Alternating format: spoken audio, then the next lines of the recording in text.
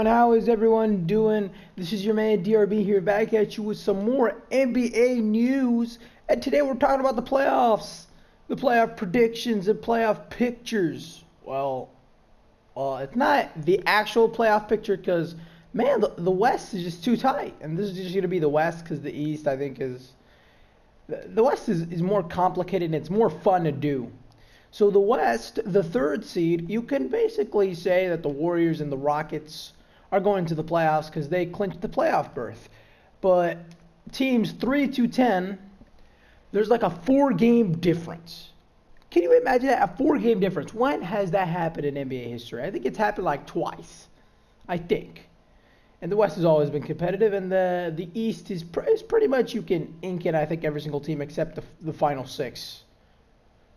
Or the final, let's say, 3 teams. But let's get into this. So the Golden State Warriors and the Houston Rockets are the only teams in the Western Conference that have clinched the playoff berth. So we're going to be talking mostly about the 3rd seed until the 8th seed, or until the 10th seed, because they actually still have a chance to get into the playoffs. So let's start talking about the Portland Trail Blazers with my man Damian Lillard. The Portland Trail Blazers are currently in the 3rd seed.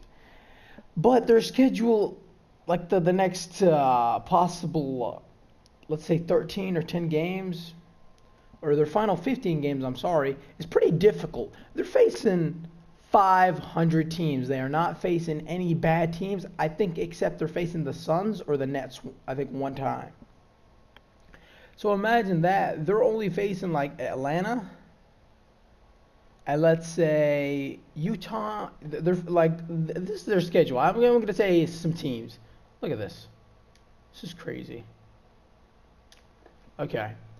It's like Utah, they're facing Utah and Boston, the Clippers, Houston, Cleveland. And these are all home games. And they're basically, the only bad teams I think they're facing is... basically Atlanta and either the Nets or the Suns. I just can't. It's not written in here. It says Atlanta. And Phoenix. I think it's Phoenix. I don't know. I'm just gonna say it's Phoenix. my eyes hurt. Okay, I don't know how. I don't know what I wrote down Phoenix or the Nets. That's okay. At least they're facing bad teams. Okay, they're not making the playoffs. Neither the Phoenix Suns or the Nets are making the playoffs. So the first round matchup, if Portland, let's say they win 8 of their last 15 games, they're going to win like what? If they win 8 of their last 15, they're going to be 49. They're going to have 49 wins. And if they win 10 of their next 15, they're going to be 51 wins, and they will get the 3rd seed if no one goes crazy for the last 15 games. So their first round matchup, I predict, is going to be the Utah Jazz. Yes, I do believe that Utah Jazz are going to make it into the 6th seed because they just have an easy schedule. And there's a lot of teams just slipping right now. But the Jazz, they have the 2nd easiest schedule in the league. I think they can make it through. And, man, they've been playing defense after the All-Star break. And Donovan Mitchell, if he gets the Jazz into the playoffs, he's winning Rookie of the Year for me. Maybe Ben Simmons will get it, but man, Donovan's just been a beast this year. So let's continue on. So the next team we're talking about is the Oklahoma City Thunder, my team to win the championship, hopefully, but I don't think so. So the OKC Thunder, they have a big problem coming this playoffs. They have to make the playoffs, and they have to go deep in the playoffs. Because if they don't, Paul George may leave. And every single Oklahoma City fan, especially me, doesn't want Paul George to leave in free agency this year. So the Thunder have an absolutely brutal schedule. Like, none of the opponents that they're facing, as well as the Blazers, except they're facing Atlanta and Phoenix, is they have no team that is bad. They are facing all good teams with the exception of Atlanta and Memphis. And I'm sorry I said Atlanta for Portland. Yeah, Portland is not facing any good teams. But OKC is facing the two bad teams. That is Atlanta and Memphis. Sprinkled in with that tough schedule right there. Let me see if I can read some of the teams. Okay, where's the schedule at? Okay, it's right here. Ooh. There. Oh, wow. So yeah, the schedule is pretty tough. There's not a lot of teams written in here. It's like, let's say the Cavs are not on here. What is it? Yeah, the only two teams I can read off here is like Atlanta and Memphis, because the rest of the teams are like 9 teams, and I'm not gonna name them all. So my prediction for the first round matchup for the Oklahoma City Thunder is Minnesota versus the OKC Thunder. That's my prediction. And hopefully my OKC can beat the Wolves, but you never know. They could climb up to the 3rd seed if the Blazers don't do well, and they can climb back down to the 5th and 6th seed. Maybe could be out of the playoffs, man. The race is super close. This is like you have to actually. I'm writing this down in like with a pencil, because this is not guaranteed. Anything can happen in the NBA, and that's the fun thing about the NBA. So let's talk about the other team, and that is the New Orleans Pelicans. The New Orleans Pelicans have had a pretty bad road and home record. On the road, or at home at the Smoothie King Center, they're 17-14, and they're 21-14 on the road. And man, Anthony Davis actually sat out a game with an ankle injury. Hopefully that ankle injury isn't serious. And yeah. And my prediction for the Pelicans is they may slide back down to the 7th seed, and they face the Golden State Warriors in the first round. Now my next team is, and yeah, I'm not gonna say the schedules anymore. I think that's just an added. I don't think I have to say it, but if there's like I'll say like 2 teams or 3 teams off the schedule. So the next team I'm talking about is the Timberwolves, the Minnesota Timberwolves, and I believe that the Timberwolves have a really tough chance to get into the playoffs because, man, Jimmy Butler, I don't think is coming back for like another 2 weeks. And the Timberwolves, the only thing they want to do this season is get into the playoffs, because they have not been into the playoffs since 2004. That's 14 years of not making the playoffs. Man. So, yeah, the Timberwolves actually have beaten the Golden State Warriors. I think 2 days ago they beat the Warriors without Steph Curry. But that was a big win. It snapped a 4-game losing streak for the Wolves, and they managed to slow down the Golden State Warriors a little bit and make sure that the Houston Rockets kind of almost secure the 1st seed, but it's not guaranteed. And let me get into this. So the Wolves, on their last 14 games, they will I think they will go 500 or more, even without Jimmy Butler. I think they're talented enough with Karl-Anthony Towns and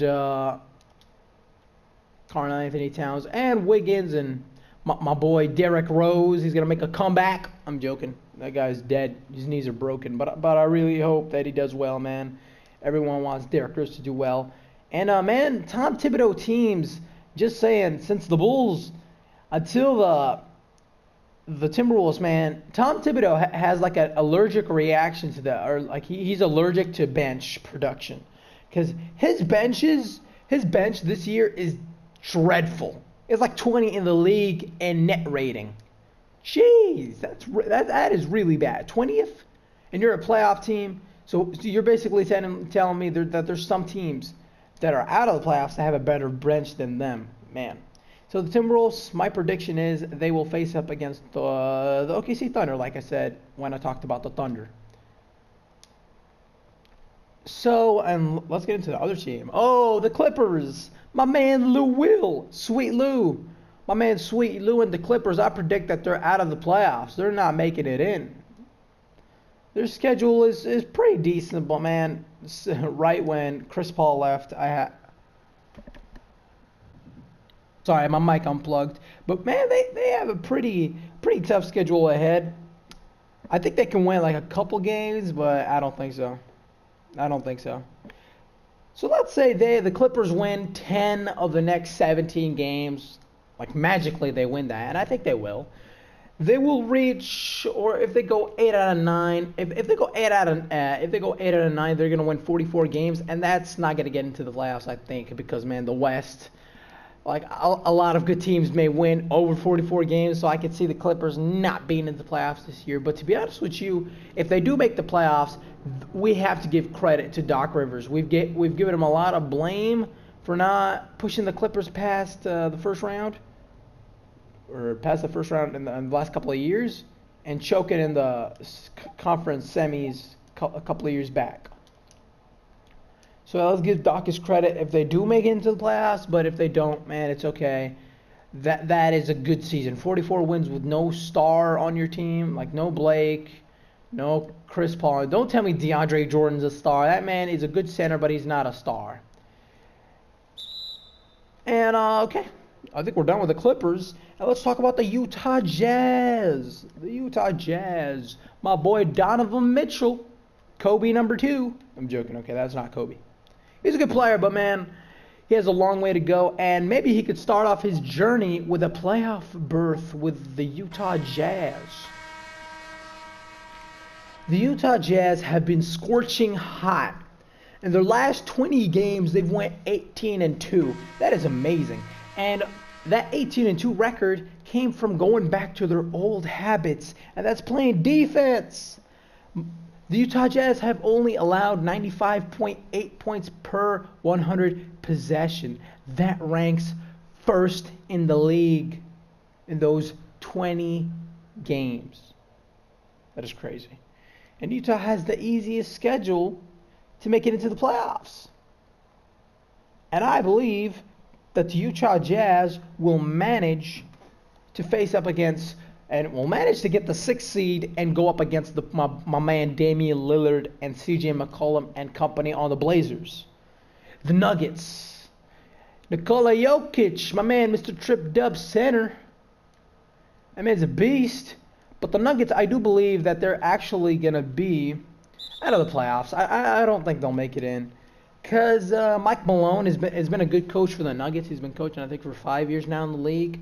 We have to give him his credit for like building young teams pretty quick, but man, he hasn't like managed to push any team into the playoffs.